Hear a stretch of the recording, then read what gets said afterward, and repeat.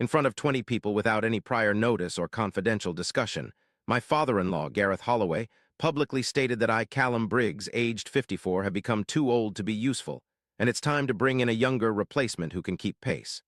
The room fell silent, the quietness echoing the settling of ice in someone's glass from afar. My wife Delia was seated beside me, but she remained speechless throughout. I built a company for 13 years, not as an owner, but from its very core in Zanesville, Ohio, where success is never handed out and survival requires enduring harsh winters. I want to share with you the events of that fateful night, 2 subsequent days at the bus station, and a surprising encounter with a stranger who would alter my life forever. This narrative isn't about vengeance or luck. It's about the consequences of devoting one's life to helping others without considering one crucial question. What is my true worth? Before we delve deeper, don't forget to subscribe, like this video, and share your own experiences in the comments, if any. Now, let's return to Callum's tale.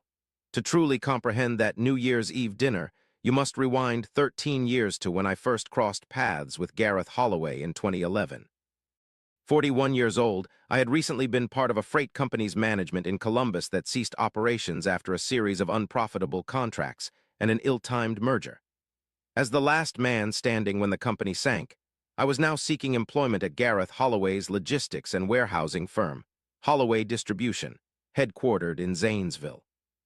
The facility boasted 12 employees, 1 forklift that sounded like a dying creature whenever it was started, a flooding loading dock during rainstorms, and a filing system consisting of 2 cardboard boxes on a folding table near the coffee machine.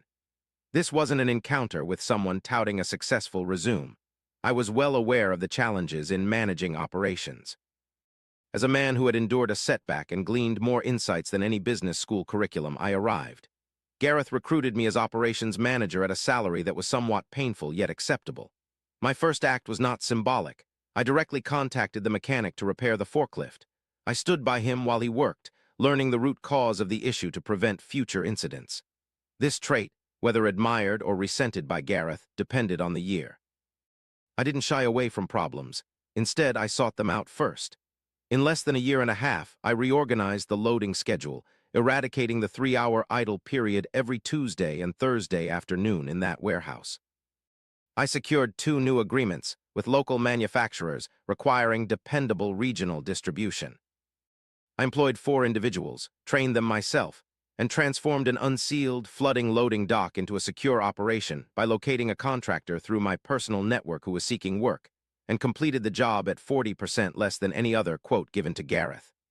At that time, Holloway Distribution was expanding, and coincidentally, another growth occurred. I had met Delia 6 months after I began working for her father's company. She was a 37-year-old woman who possessed a quiet yet surprising wit, shared her father's penetrating gaze, but lacked his acerbity. An art teacher at a high school, she exuded a unique scent of turpentine and vanilla that lingered in my mind for 3 weeks before I mustered the courage to contact her. We dated for 2 years before we married in a backyard ceremony at her parents' home, which felt perfectly suitable, neither ostentatious nor minimalistic. It was simply authentic. That night, Gareth raised a toast, making me feel as if I had found my rightful spot. He spoke of Callum entering the company and revitalizing it, about how his daughter had discovered a true man, a dependable one, a man who showed up. I accepted every word he said, for Gareth was persuasive when he chose to be. At that moment, I failed to grasp that Gareth Holloway viewed everything in his life identically. You were either beneficial or insignificant. You were either generating worth or you were a burden. He discussed people like mechanics discuss parts. Efficient, worn out, due for an upgrade. It never occurred to me that this perspective encompassed Callum as well, his son-in-law. I underestimated the applicability of the statement to the man who transformed his company from a struggling operation of 12 employees and an aged forklift in 2011 into a thriving enterprise employing over 90 people, managing 4 warehouses spread across 3 counties, and securing a contract portfolio that elevated Holloway Distribution's reputation as a reliable logistics provider in eastern Ohio by 2024. Initially, I was mistaken about the nature of those 13 years. Though not entirely arduous, it was far from an unbroken period of hardship. To clarify, those 13 years encompassed periods of genuine fulfillment in his work. There was the year we secured the Greenfield manufacturing contract, a significant milestone for Holloway Distribution, as it represented the largest single contract the company had ever handled at that time.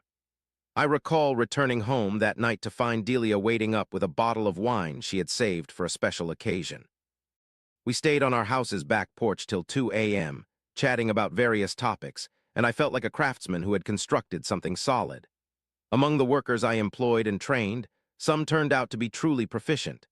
For instance, Owen Kaminsky, fresh from high school without any work experience, blossomed into an exceptionally skilled warehouse supervisor during my tenure. Similarly, Nadine Prout, who initially answered phone calls, ended up heading our entire client coordination department after a restructuring of our contract management process. These individuals were not merely employees. They demonstrated the authenticity of our work. However, around 2021, there was a change. Gareth's son, Preston, joined the company. At 28 years old, he had previously worked for 2 years at a tech startup in Columbus, which apparently instilled ambitious ideas beyond his rank in him. He donned garments pricier than my initial vehicle, and his speech carried words that seemed impressive until their emptiness became apparent. Talk of synergizing core competencies, maximizing vertical integration, and refining the workforce supply chain. His father regarded him as if he had conceived the wheel. I made an effort to collaborate with Preston, genuinely trying. During our first week, I guided him through every system I had developed within that firm. The inventory regulations, the delivery routing software I convinced Gareth to invest in, the client rapport tracking, the safety compliance structure I spent 2 years crafting following a close call on the loading dock in 2017. Preston listened with an expression of one awaiting your pause before expressing what they had already decided. He desired to automate everything. However, I'm not against automation. I've established tracking systems and routing software myself throughout the years. The disparity lay in my ability to grasp the intricacies of operations, enabling me to discern where technology could enhance and where a human judgment was essential. Preston, however, was oblivious to this distinction, and more significantly, he showed no inclination to learn it. What he sought instead was the opportunity to introduce grand ideas and reap the acclaim for innovation. Consequently, over roughly 2 years, he gradually edged me towards the periphery. Meetings I had previously been a key participant in were now excluded via email instead of personal invites. Decisions that used to come directly to my desk first began filtering through to Preston for input before reaching mine. Gareth switched from citing my analysis in discussions to referencing Preston's, when just a year ago, it would have been the other way around. I rationalized this shift as the natural succession, attributing it to Gareth wanting his son in charge and my role being to maintain professionalism and ensure the operation continued smoothly amidst all else. Delia advised me not to be concerned about it. I should have taken note of her subtle tone. Every New Year's Eve since time immemorial, Gareth held a dinner party at his residence. This tradition encompassed family members, close friends, and business acquaintances who had grown accustomed to the event as a testament to the Holloway family's status. Delia and I arrived at 7 p.m. on that particular New Year's Eve. The Putnam Avenue house glowed like a magazine cover, its windows adorned with warm light, pine wreaths gracing the entrance, and an aroma of roasting meat permeating the driveway. Upon entering, Gareth's wife, Patris, greeted me affectionately as she usually does, making the evening seem ordinary for a brief period. A total of 22 individuals gathered around a specially rented table. Preston attended with his partner, Courtney, who found humor in virtually everything Preston said, her laughter echoing excessively loud. Delia's sister Rhonda, her husband Terrell, several longtime family acquaintances, 2 business associates of Gareth from Columbus whom I recognized from corporate gatherings were present. The meal was delightful, the dialogue effortless, and for a brief moment between the salad and main course I unwinded. However, it was when Gareth stood up that the ambience shifted.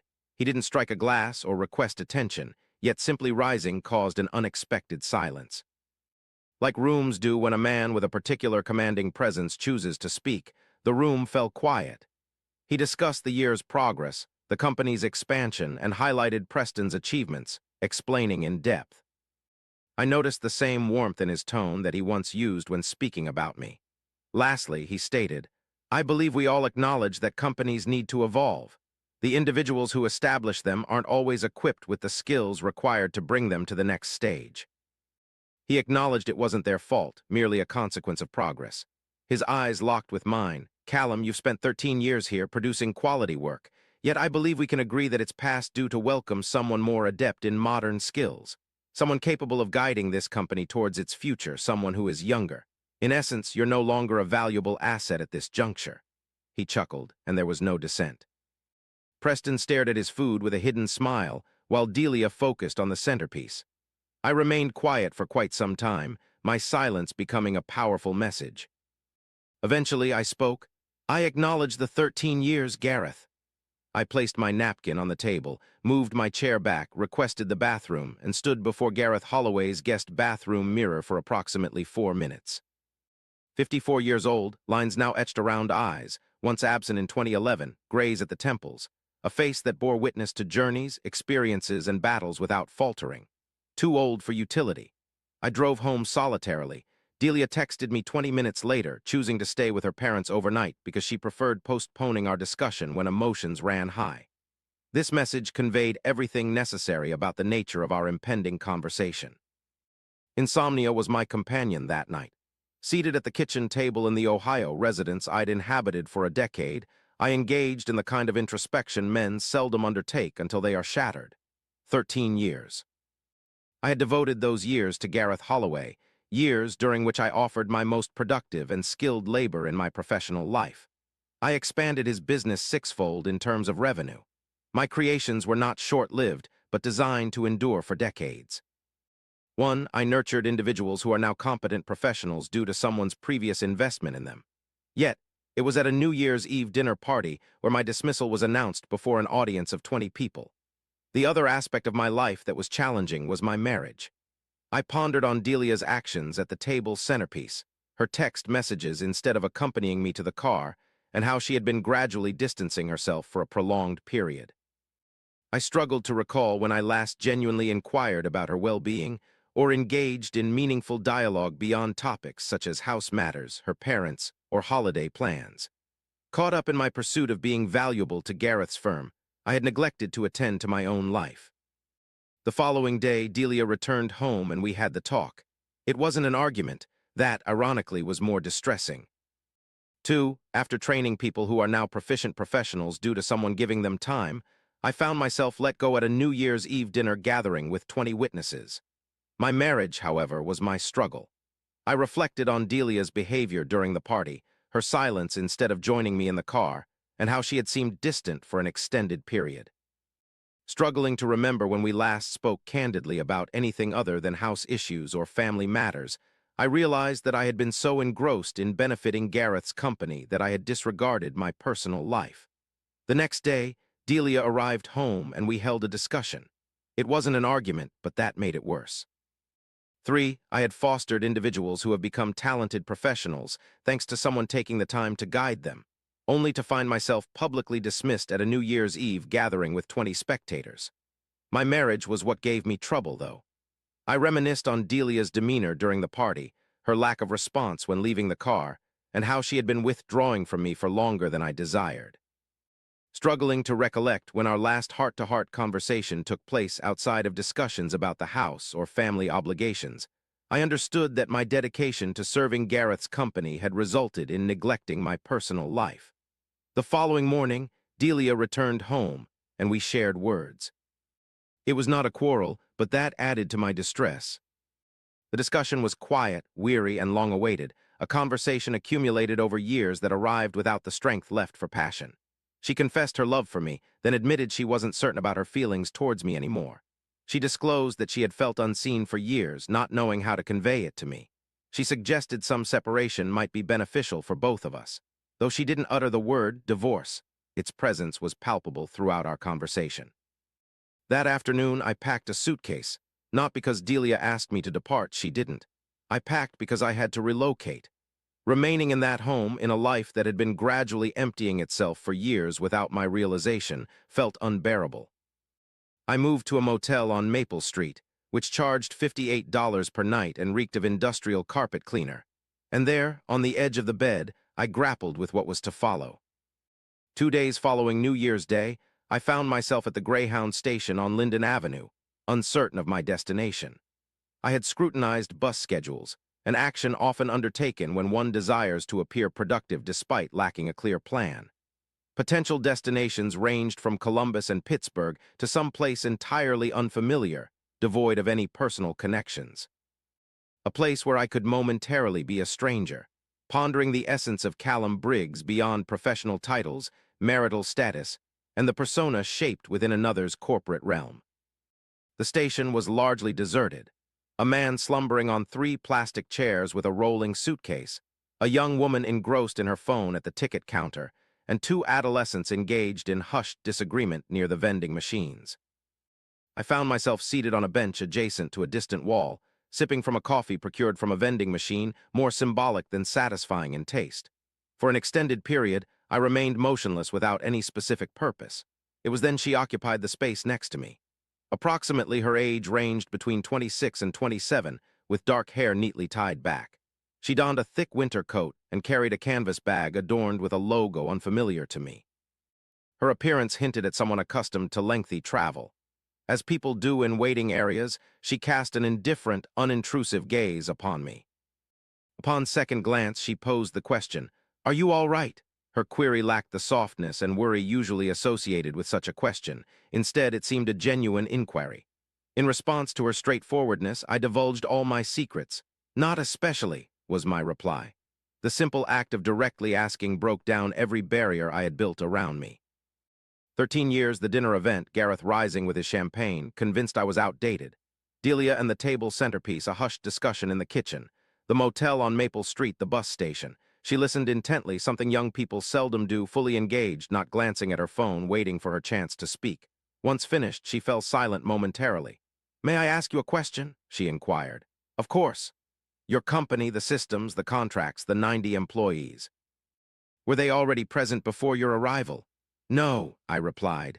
"Only a dozen individuals and a faulty forklift were there initially." She nodded thoughtfully. "And you're being replaced by someone younger because Gareth's child aims to modernize, to bring in someone who embodies his vision of the company. Does the son understand how the systems you developed actually function?" I pondered on Preston and his idea of horizontal synergy. "No," I said, "he does not." She retrieved her phone from her bag and gazed at it before turning to me with a focused gaze. "I need to make a call," she declared, "and I want you to remain here." Moving around 15 feet away, she initiated the call, which I couldn't hear, only seeing her from my location. The conversation seemed to last roughly 3 minutes. Upon returning, she resumed her seat and stated, "Now tell me your full name." "I am Callum Briggs," she continued, explaining that Hazel Renner is her name, Douglas Renner being her father. He heads Renner Logistics Group based in Columbus, who has been seeking a vice president of operations for 8 months, with 4 unsuccessful candidates. Displaying her phone's contact screen, the top name read Douglas Renner, Dad. She conveyed that she informed him she found the suitable candidate, and he wishes to meet me. After a prolonged silence, I responded, "You have no insight into my professional background." "Everything you've shared has been enlightening," she acknowledged. "For years, I've heard my father lament about issues in logistics management. In the last 10 minutes of your narration, it seems you've addressed each issue without any prior knowledge. Are you headed somewhere?" She scrutinized the ticket counter. "Or were you merely passing through?" This pondered, I responded, "Just passing through." "Visit Columbus then," she suggested. "Meet my father. If things don't work out, there's always a bus afterward." I feel compelled to explain this encounter. It might seem coincidental, a stranger at a bus station who coincidentally addresses my father's needs. But in my experience, life's challenging moments have a peculiar way of making you noticeable to those who can help. When you're open, honest, and stripped bare, your interactions with others change. You listen more intently, stop acting, and become authentic and genuine individuals perceive other genuine individuals. Hazel Renner discerned a quality in me that I had neglected to see in myself. She detected a man who constructed something authentic, who spent 13 years resolving issues and cultivating people, maintaining an operation with the kind of unwavering competence that many companies would covet. She heard someone valuable, not despite his age of 54, but because of it. The following morning, I drove to Columbus. Renner Logistics Group occupied the 4th and 5th floors of a building on High Street in the Short North neighborhood. a workspace designed for functionality rather than impression, hinting at Douglas Renner's character before our first encounter.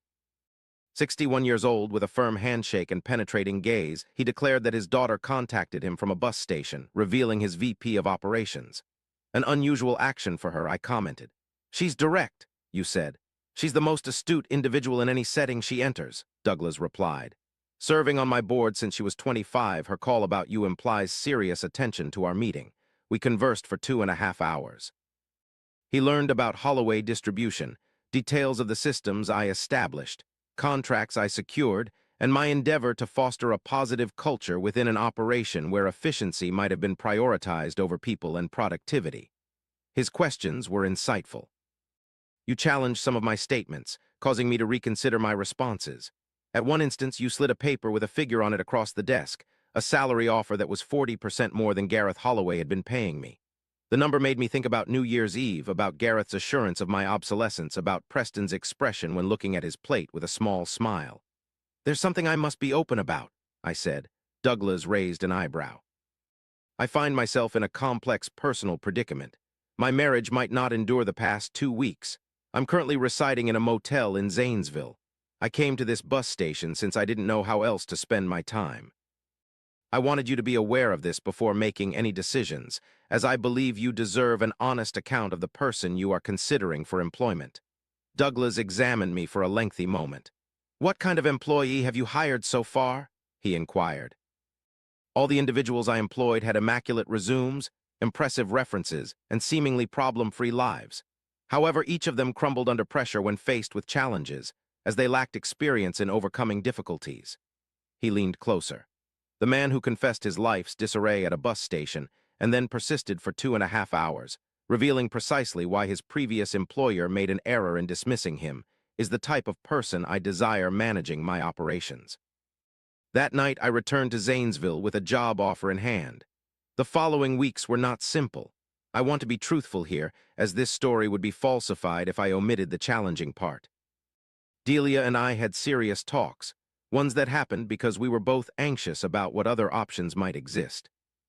For years, she confided in me about feeling as though her spouse, overly dedicated to excelling at his job, delegated the emotional aspects of their marriage. She also questioned why I poured all my energy into her father's business while seemingly neglecting hers. In turn, I admitted things I should have shared long ago, that I had been so preoccupied with demonstrating my worth that I overlooked being her husband. Our talks didn't resolve everything, but after a long time, we began to communicate honestly, a rarity in our relationship. Delia learned about the job offer from Renner Logistics before I accepted it. I disclosed every detail, including how I met Hazel Renner at a bus station and how she offered help when I needed it. She seems like a good person, Delia commented. Yes, she is, I agreed. She made me realize my work is genuine, that I'm not outdated, and that she considers me fortunate to be around. Delia fell silent for a moment. I knew you weren't obsolete, she whispered. I just didn't express it clearly enough. You didn't, I agreed. That conversation marked the start of something. I'm still unsure what that something is. Wounds take time to show whether they heal or scar, but we continue to converse. We continue to be truthful with each other, and that's more than we had 3 weeks ago. I started working at Renner Logistics Group on the 17th of January. My first day was the 22nd. I drove up to Columbus on a Tuesday morning when it was 11 degrees in Ohio, and the sky seemed like the underside of a slab of concrete, and I stepped into that high street building and felt something I hadn't experienced for years. 13 years of constructing warehouse and logistics operations from scratch, I found myself embarking on a new journey rather than concluding or overseeing decline, or battling for status within someone else's family turmoil. At an all-hands meeting that morning, Douglas Renner introduced me to the operations team, consisting mainly of individuals younger than myself, who scrutinized the newcomer with the characteristic wariness common among competent operation personnel regarding fresh leadership. I refrained from delivering a speech, as speeches are not my forte. Instead, I shared, I've honed my skills in building operations, and while I'm still unfamiliar with your specific systems, I assure you that I understand operations and the art of listening. Therefore, I plan to employ these skills. First, listen intently, and collaboratively we will identify what changes are necessary and what practices are effective. Hazel Renner, standing at the rear of the room, acknowledged my presence with a subtle nod, the kind that conveys confirmation of being in the right place. Regarding Holloway distribution, I learned from Owen Kaminsky, who contacted me 3 weeks into January, that Preston's first significant project involved swapping out the routing software I had installed with a more modern system linked to his chosen data analytics platform. The implementation was problematic. The novel system was incompatible with the protocols the drivers employed in the field, resulting in about 10 days where dispatch had no precise knowledge of any truck's location. This confusion led clients to inquire about missing shipments, and there were few clear responses. Owen informed me that Gareth was present at the office every day during those 10 days, and according to Owen, his facial expression resembled a man discovering that the engine he had discarded was actually what kept the car functioning. I harbored minimal contentment regarding the matter at hand, but as a human being, I experienced some satisfaction nonetheless. Subsequently, I chose to let it be, since it no longer concerns my business. My focus lies now with the venture I am nurturing within Renner Logistics Group. Douglas Renner appreciates my background, rather than dismissing it as outdated, and Hazel Renner occasionally interrogates me, serving as a constant reminder that she is observing my performance.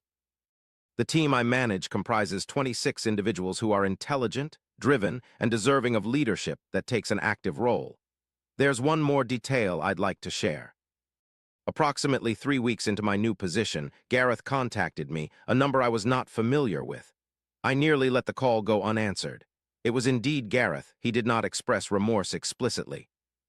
Gareth Holloway didn't express his concerns in straightforward terms, instead informing me about the unexpected complexity of the transition and seeking my potential return in a consulting position to facilitate software integration. The memory of the New Year's Eve gathering with its crowd, tinsel, champagne, and the ominous term, obsolete, echoed briefly. I responded, "Thank you for reaching out, Gareth, but I'm dedicated to my full-time role now. I hope things go well for you and Preston during the transition." He hesitated, then admitted, "You were skilled at it, Callum." I acknowledged his statement, saying, "I was indeed," before ending the call. At 54, I have more years of productive professional growth ahead than behind me. Not despite my age, but because of it, as each system I built, problem I solved, and person I developed made me better at the next one. Experience isn't something that wanes, it amasses. The man in that Zanesville bus station on a frigid January night, sipping poor coffee with no inkling of his next step, was unaware that the most detrimental event was opening the door to the most beneficial. He didn't foresee a 26-year-old woman joining him, posing a straight query. He was oblivious to the fact that the response would spark a dialogue, leading to a phone call, an office on High Street in Columbus where someone had been eagerly waiting for the right candidate for 8 months. He was ignorant of the fact that being cast aside by one who undervalued him would eventually, painfully, expose his true worth. Occasionally, you must relinquish the place where you were indispensable to discern your actual potential. Occasionally, being labeled as outdated sparks self-discovery. At times, a single person sitting beside you at the most unfavorable moment and inquiring, "Are you all right?" can be life-changing. I wasn't okay before, but I was on the verge of becoming so. What affected me deeply about Callum's tale wasn't the deception or that pivotal moment at the bus station. It was realizing he had been valuable for 13 years without ever questioning who he was doing it for. We often overextend ourselves to places and individuals that weren't truly ours from the start, and when they abandon us, we blame ourselves. This isn't accurate.